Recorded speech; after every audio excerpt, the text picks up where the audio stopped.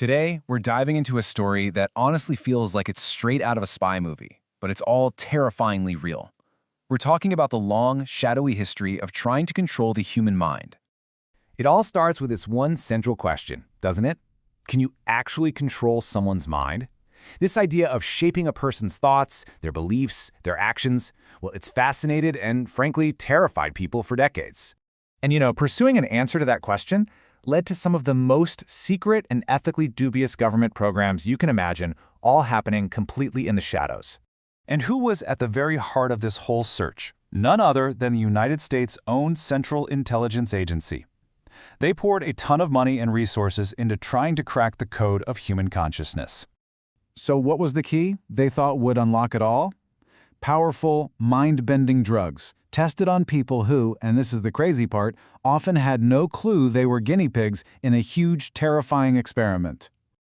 Okay, so let's pull back the curtain on the most notorious of all these programs, Project MKUltra. This was the CIA's top secret, all-in attempt to mastermind control.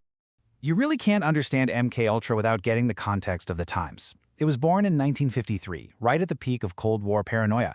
The big fear was that American prisoners of war were being brainwashed by their captors in Korea. So the CIA got obsessed with the idea of fighting fire with fire.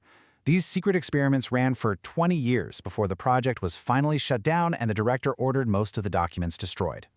And the methods they used, well, they were truly shocking. We're talking about testing LSD and other intense hallucinogens on people who had no idea what was happening to them, including prisoners and patients in mental institutions.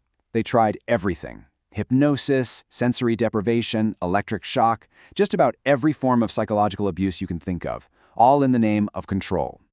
So the big question is, did any of it actually work? Well, the goal was pure spy fiction, right? They wanted to create programmable assassins, real-life Manchurian candidates, and a perfect truth serum. But the reality, it was a complete and dangerous failure. The CIA never found a reliable way to control the mind. What they did do was cause immense psychological damage, and in some really tragic cases, even death. So that attempt to hack the brain's physical wetware with chemicals, it failed. But the ambition to influence human behavior, that didn't just go away. No, it evolved. The new battlefield wasn't some secret lab anymore. It became the digital world we all live in, the perfect place to start hacking our mental software. See, the new approach doesn't need drugs because it exploits the brain's own programming. We all have these things called cognitive biases. The easiest way to think of them is like mental shortcuts or bugs in our operating system. Our brains aren't perfectly rational. They're built to save energy and make quick decisions to survive. And these mental bugs can be easily exploited. For instance, you've got confirmation bias, which means you're way more likely to believe a headline that fits what you already think. Then there's the availability heuristic. If you just see the same message over and over again, your brain starts to assume it must be important and probably true. And, of course, in-group bias, which makes us automatically trust info from our team and distrust anything from the other side. Now, this is where it gets really clever. Social media platforms are basically engineered to turn these biases into an addiction. You're scrolling your feed, right? The algorithm shows you something shocking or super emotional because it knows that'll get a reaction. Your brain releases a little bit of dopamine. That's the reward chemical. And pretty soon, your brain is trained to crave that little hit, which keeps you scrolling and scrolling and scrolling. So how exactly are these vulnerabilities weaponized? This isn't about secret agents anymore. The weapons of influence today are powered by massive amounts of data, and they're deployed on a global scale. The really big shift is from old-school propaganda to modern micro-targeting. Think about it. Traditional propaganda was like a billboard. One message for everyone.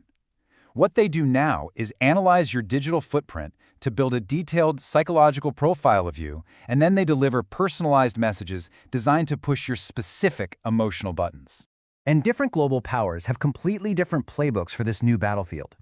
The US often focuses on what it calls information dominance, using soft power and technology. Russia's strategy, on the other hand, is often to just sow chaos and division by flooding the zone with confusing, contradictory information.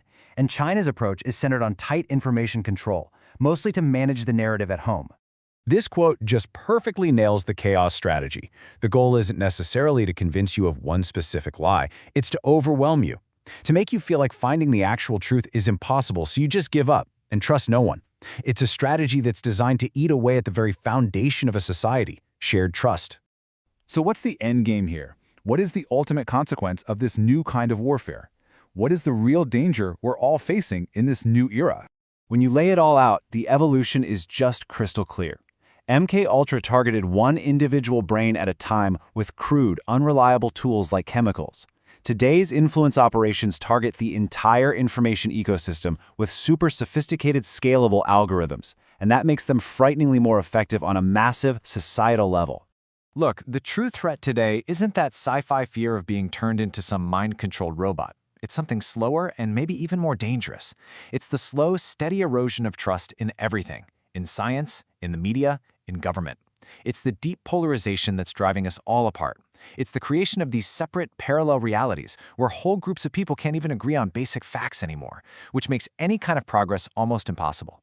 So in the end, Project MKUltra tried to hack the brain with chemistry, and it failed.